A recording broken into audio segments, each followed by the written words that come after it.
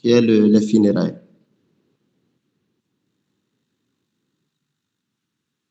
Donc, le chapitre sur les funérailles, bon, ça c'est un chapitre lourd. Oui. C'est ce qui nous attend tous, notre devenir.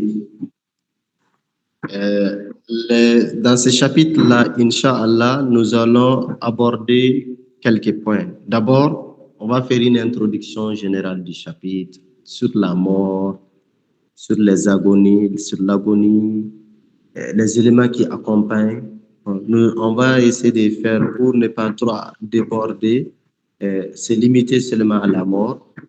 Bon, maintenant, quand il y a la maladie, parce que souvent, c'est à la suite de la maladie que certains vont quitter ce monde.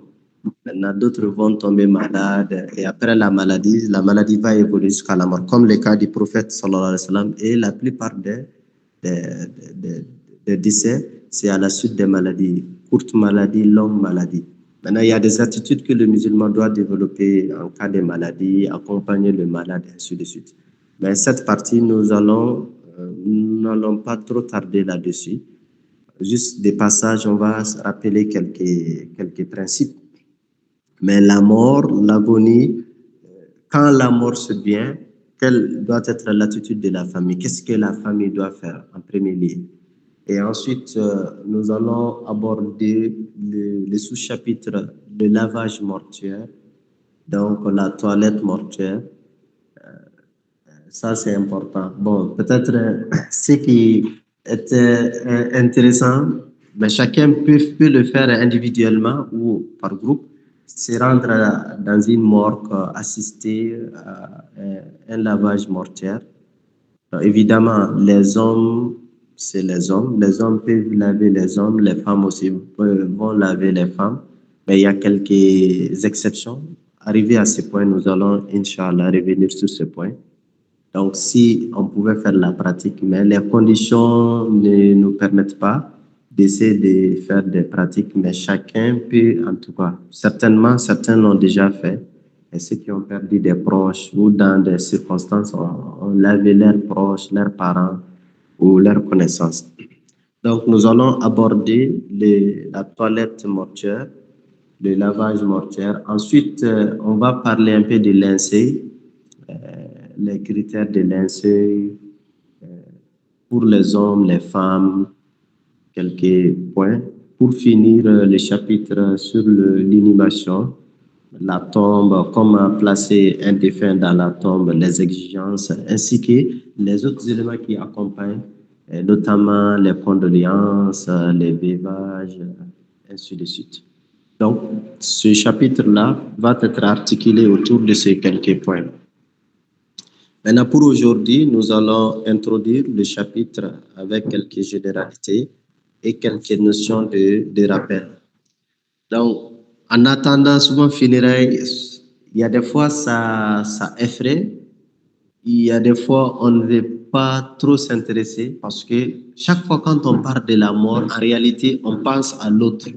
Mais jamais, on ne pense jamais à la mort comme si c'était nous-mêmes. On va dire mort, le décès, c'est quelqu'un d'autre qui est mort, quelqu'un d'autre qui est décédé, mais on ne va pas dire je vais mourir tout de suite ou demain, non. Toujours nous avons de l'espoir. Ça, c'est l'être humain, c'est notre nature. Mais il est quand même important de se rappeler de la mort. D'ailleurs, le prophète sallallahu alayhi wa sallam nous a demandé de se rappeler de cette mort. Et la mort est c'est la plus grande épreuve. C'est la plus grande épreuve, en tout cas dans cette vie. C'est la plus grande épreuve de cette vie. C'est pourquoi quand vous décidez de punir quelqu'un, le dernier niveau de punition, c'est la mort. Voilà. Après la mort, il n'y a pas autre chose. Comme les gens disaient dans leur anecdote, Cabri n'a peur de couteau. Donc, quelqu'un qui est déjà mort, voilà, n'a peur de rien. Donc, la mort est la plus grande épreuve. Et la mort, c'est le plus grand signe de la faiblesse des hommes. Quels que soient les savants, les leaders, les dirigeants, les statues, tout corps, tout statut, les prophètes, les messagers, tout le monde va mourir. Et d'ailleurs, c'est ce qu'Allah subhanahu wa ta'ala a déclaré. Kullu nafsin da'ikatul maut. Tout âme goûtera la mort. Donc, notre père Adam, il est créé, il est parti. Nous aussi, nous sommes créés, nous allons partir. Nos parents ne sont plus là, nos grands-parents, arrière-parents ne vivent plus. Donc nous aussi, un jour viendra, nous allons être une histoire. On va dire que X existait, Y existait. Il n'est plus.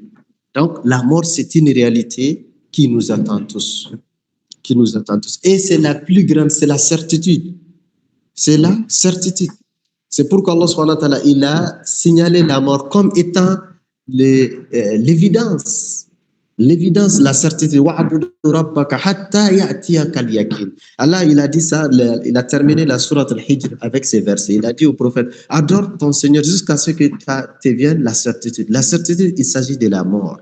Quand la mort va arriver, tout va être clair. Il n'y aura aucun doute. Il n'y aura aucun doute. Comme Allah subhanahu wa ta'ala dit, وَجَاءَتْ سَكْرَةُ الْمَوْتِ بِالْحَقِّ. La mort, l'agonie de la mort va arriver avec la vérité. En ce moment, ce n'est plus est-ce que ça aura lieu, est-ce que ça n'aura pas lieu. Mais c'est une réalité. Toi-même, tu as commencé, tu es dedans. Et la mort, elle est terrible. C'est la chose qui est très terrible. Imaginez, la mort va te séparer de ton conjoint. La mort te sépare de ta famille, de tes enfants, de tes proches. Et la mort te fera perdre de ton titre, de ton grade, de ton statut. Ah, il est savant, il est chercheur, il est ceci, il est cela, il est le président de la République, il est le ministre, il est le député. Quand la mort va arriver, tout ceci arrêtera. Et ça va tout arrêter. La mort, elle est terrible. Nous, on peut lire le Coran, on peut dire Astaghfirullah, on peut dire Subhanallah, on peut dire Alhamdulillah. Mais quand la mort arrivera, on ne pourra rien dire. Tout, on sera privé de tout. Et cette mort, elle est vraiment compliquée. Mais on n'a pas de choix aussi, c'est le problème. Et c'est pourquoi Allah nous dit dans le Coran, قُلْ إِنَّ الْمَوْتَ الَّذِي تَفِرُّونَ مِنْهُ فَإِنَّهُ مُلَاقِيكُمْ. Dans la sourate Jumu'ah, Allah dit, la mort que vous êtes en train de fuir, la mort ne nous suit pas, mais il nous attend devant. Tu cours pour t'échapper de la mort et tu vas te livrer à la mort. La mort nous attend. Et la mort, elle est une grande épreuve dans le sens que personne ne sait quand est-ce qu'il va mourir. Personne ne sait quand est-ce qu'il mourra. C'est un secret. Et toujours, la mort nous surprend. Tous ceux qui sont partis, avant de partir, ils avaient des planifications. Ils ont planifié des choses. Ils avaient des envies. Ils enviaient. Ils pensaient. Ils rêvaient. Ils avaient des rêves. Mais la mort est venue leur arracher. Ils n'ont pas pu réaliser leurs rêves. On ne sait pas quand est-ce que ça va venir, dans quel état ça viendra, et tu seras où, quelle est ta situation, ta position géographique. Non. Et le comble dans tout ça, c'est quoi? Quand la mort se présente, la mort ne peut pas être repoussée, ne peut pas être retardée, ne peut pas être reculée. Donc, c'est la faiblesse totale de l'humanité vis-à-vis de la mort. Mais c'est une créature. Tout comme nous, nous sommes une créature. La mort aussi est une créature. Et c'est pourquoi Allah subhanahu wa ta'ala nous dit dans la sourate Mulk, تبارك الذي بيده الملك وهو على كل شيء قدير الذي خلق الموت والحياة ليبلوكم أيكم أحسن عملا وهو العزيز الغفور. Celui qui a créé la mort et la vie. Donc la mort est une créature, tout comme la vie. Allah dit, c'est lui qui a créé la mort. Mais Allah même, lui, ne meurt pas.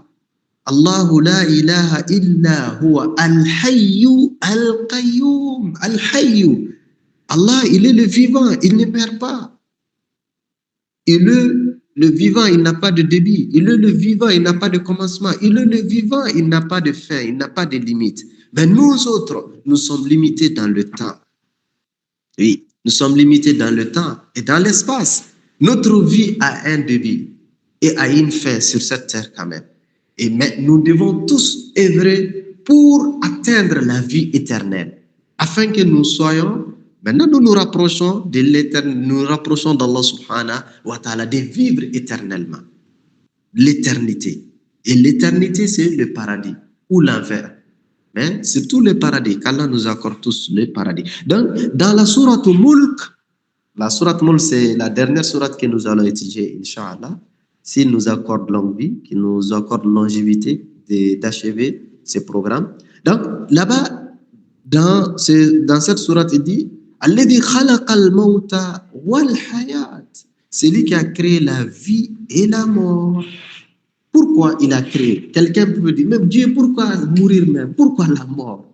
Pourquoi nous effrayer de cette mort? Liyabluwakum ayyukum ahsanu amala. Allah subhanahu wa ta'ala dit, Alladhi khalaqal mawta wal hayata liyabluwakum. Donc il dit, afin de nous éprouver, de savoir qui de nous maintenant posera le meilleur des œuvres. Les meilleurs en œuvre. Donc, la mort est aussi bénéfique parce que grâce à la mort, l'humanité, les hommes vont bénéficier de la récompense de leur effort, récolteront les fruits de leur effort. L'action que nous poserons, que nous sommes en train de poser et que nous avons posé, que nous continuerons de poser, ces actions pour bénéficier de leurs récompenses, leurs fruits, il faut traverser les rives de la mort. Il faut traverser l'océan de la mort. Sans la mort, on ne peut pas atteindre la récompense de nos actions, de nos efforts.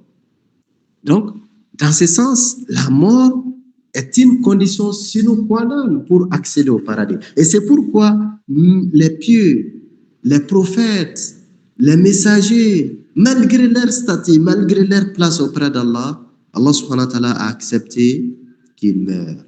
Parce que s'ils ne meurent pas, ils ne pourront pas retrouver Allah subhanahu wa ta'ala dans l'au-delà.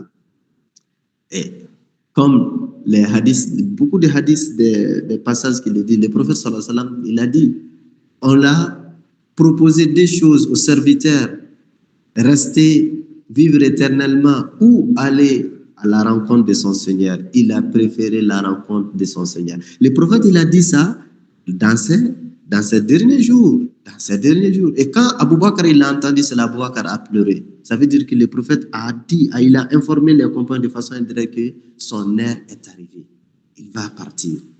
Donc, sans la mort, on ne peut pas aller retrouver Allah. Sans la mort, on ne peut pas vivre éternellement. Sans la mort, on ne peut pas rentrer au paradis. Donc, pour rentrer au paradis, il faut mourir.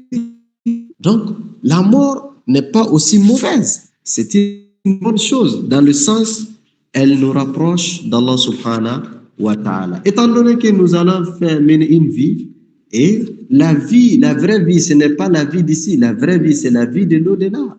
Donc, celui qui veut vivre la meilleure des vies, la personne doit mourir.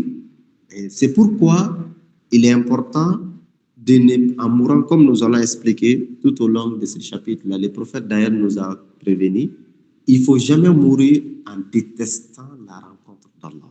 Celui qui meurt pendant qu'il déteste la rencontre d'Allah, Dieu détestera sa rencontre. Et ça, ce n'est pas un bon signe, ce n'est pas un bon indicateur. Ça veut dire que la personne va être brûlée, qu'Allah nous en préserve. Mais quand tu meurs en aimant, en enviant la rencontre d'Allah, Dieu va t'accueillir. Et c'est pourquoi Allah subhanahu wa ta'ala, il va accorder cette attitude à tous les croyants. Dans le Coran, Dieu nous dit Inna alladhina qalu rabbuna Allahu thumma istaqamu tatanazzalu alayhimul malaikatu alla takhafu wa la tahzanu wa abshiru bil jannati allati kuntum tu'adun. Dans la sourate Fussilat et ainsi que dans la sourate Ahqaf, le verset est répété deux fois différemment. Là-bas, Allah dit ceux qui disent que notre Seigneur est Allah et ils restent sur le droit chemin, Quand ils rentrent dans l'agonie, les anges viendront les rassurer. Lorsque nous mourons, dès que nous rentrons dans l'agonie, nous allons voir, Inch'Allah, des anges qui nous rassureront, qui nous diront, n'ayez pas peur, ne t'afflige pas, n'ayez pas peur de tes enfants, de ton entreprise. Non, non, non. Les souffrances, les problèmes, les soucis, les envies, les chagrins, c'est fini maintenant. Et les anges vont nous présenter le paradis qui nous attend. Et en ce moment, le croyant va aimer mourir, va aimer de quitter ce monde. Il va aimer, il sera pressé même d'aller à la rencontre d'Allah subhanahu wa ta'ala. Et c'est comme il meurt dans l'état, dans la posture d'aimer la rencontre d'Allah. Dieu aussi aimera sa rencontre. Et Dieu va lui mettre dans le paradis. Qu'Allah nous accorde ceci.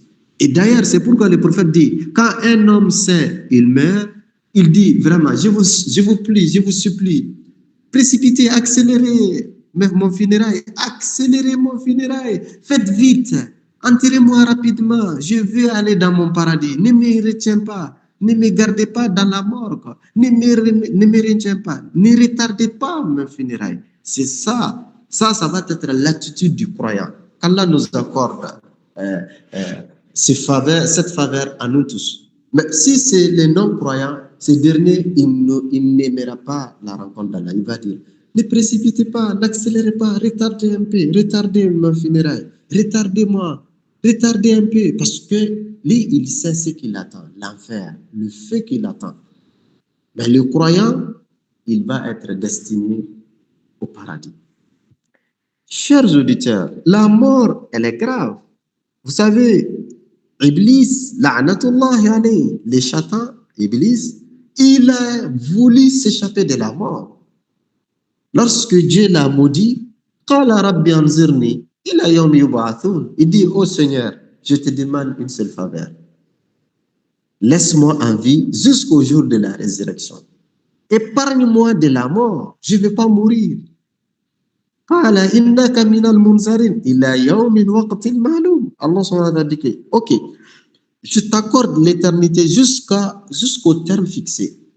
Et les savants disent que ce terme fixé veut dire jusqu'à un moment où moi, Dieu, je déciderai de te mourir, de te tuer jusqu'au moment où je déciderai de te tuer.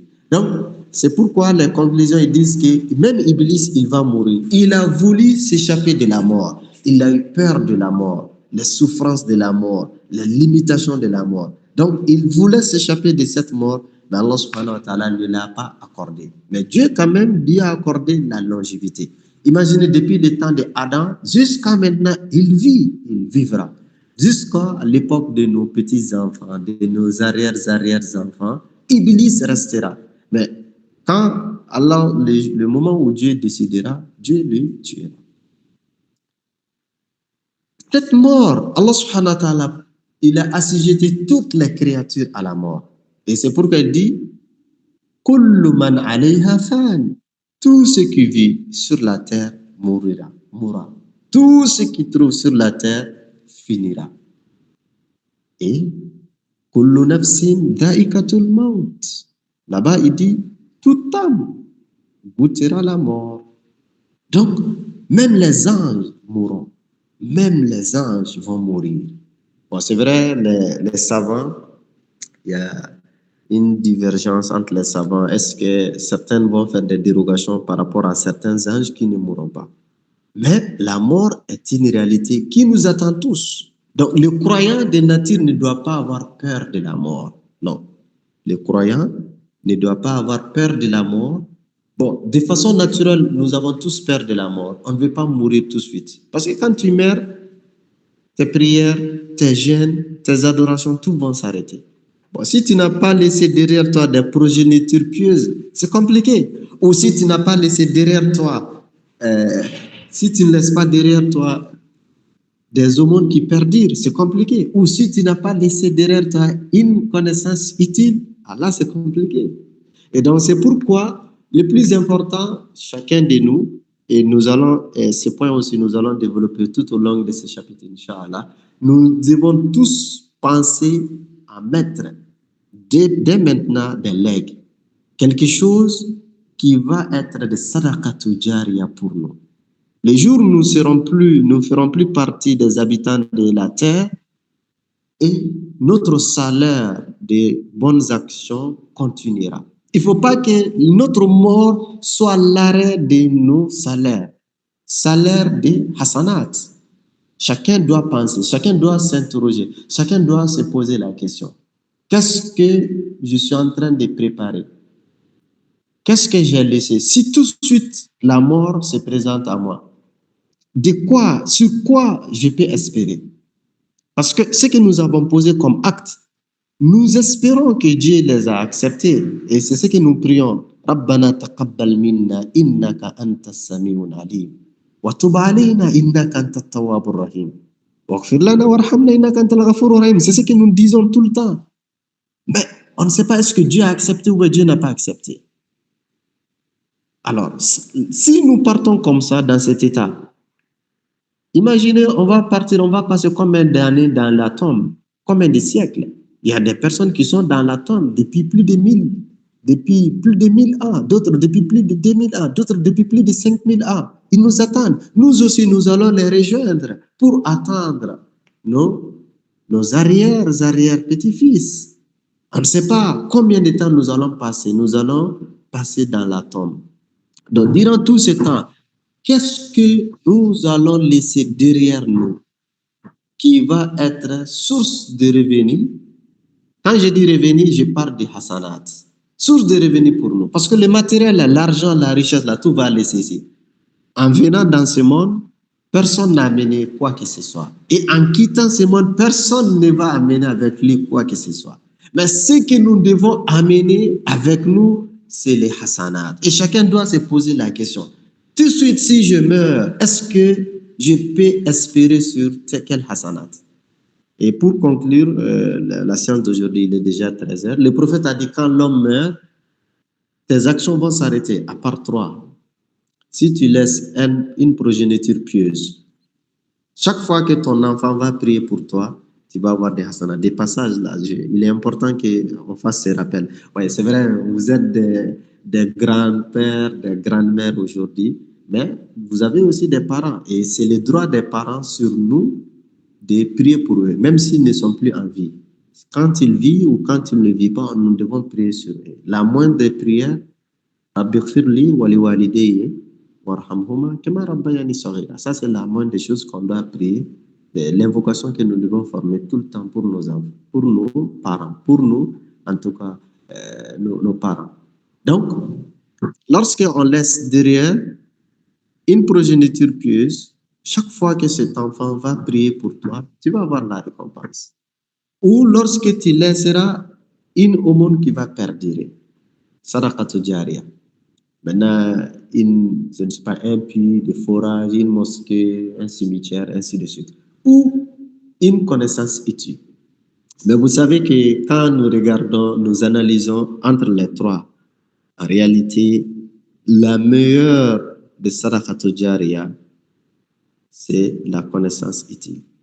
Parce que l'enfant, quand il laisse un enfant, ton enfant peut t'oublier. Bon, imaginez ton enfant, lui, il meurt. Bon, voilà, c'est arrêté pour toi, c'est arrêté en ce moment. Qui parmi nous, qui se souvient de son arrière-grand-père? Pas beaucoup. Peut-être de temps en temps, on peut se rappeler de son arrière-grand-père. Et quand on fait des doigts, très souvent, on fait des doigts pour son père, sa mère. Mais qui fait des doigts pour ses ascendants? Donc, quand ton enfant va mourir, ce qui veut dire que ta chaîne aussi est arrêtée à ce niveau. Maintenant, le monde qui perdit, si c'est une mosquée, si c'est un puits, bon, quand ça va être détruit, c'est détruit. Bon, peut-être ça peut arrêter. Mais ce qui restera, c'est la connaissance. Et c'est pourquoi nous devons toujours participer à la propagation du savoir étudié. La connaissance ne va pas disparaître, ne disparaîtra pas. Et ça, c'est la meilleure, parmi les sadaqatu jariya, la sadaqatu jariya qui va beaucoup, beaucoup perdurer. Donc, à ce niveau, nous allons arrêter les cours. Mais avant la séance prochaine, j'aimerais que je vous invite, je vous exhorte et je m'exhorte aussi, chacun doit réfléchir. Tout de suite, si je meurs, qu'est-ce que j'ai resté derrière moi? Quel bonnes actions que je peux compter, sur laquelle je compte. La mort est une évidence. On va mourir. On ne peut pas s'empêcher de ne pas mourir. On va tous mourir. Maintenant, si je meurs tout de suite, sur quoi j'espère? Je peux espérer. Je peux espérer sur quoi? Qu'Allah subhanahu wa ta'ala fasse que les jours de notre décès soient notre meilleur des jours. Qu'Allah nous allège et nous épargne les supplices de l'agonie et qu'Allah accepte nos défunts dans sa miséricorde. Al-Firdaus, qu'il pardonne à leurs manquements, qu'il élève leur rang. Les invocations que nous allons formuler pour eux, qu'Allah accepte ces invocations. Et qu'Allah nous accorde aussi des progénitures pieuses qui invoqueront pour nous les jours où nous ne serons plus là. ربنا تقبل منا انك انت السميع العليم وتب علينا انك انت التواب الرحيم اغفر لنا وارحمنا انك انت الغفور الرحيم اللهم ات نفوسنا تقواها وزكها انت خير من زكاها انت وليها ومولاها اللهم اصلح لنا ديننا الذي هو عصمة امرنا واصلح لنا دنيانا التي فيها معاشنا واصلح لنا اخرتنا التي فيها معادنا واجعل الحياة زيادة لنا في كل خير واجعل الموت راحة لنا من كل شر واجرنا اللهم من خزي الدنيا وعذاب الآخرة سبحان ربك رب العزة عما يصفون وسلام على المرسلين والحمد لله رب العالمين.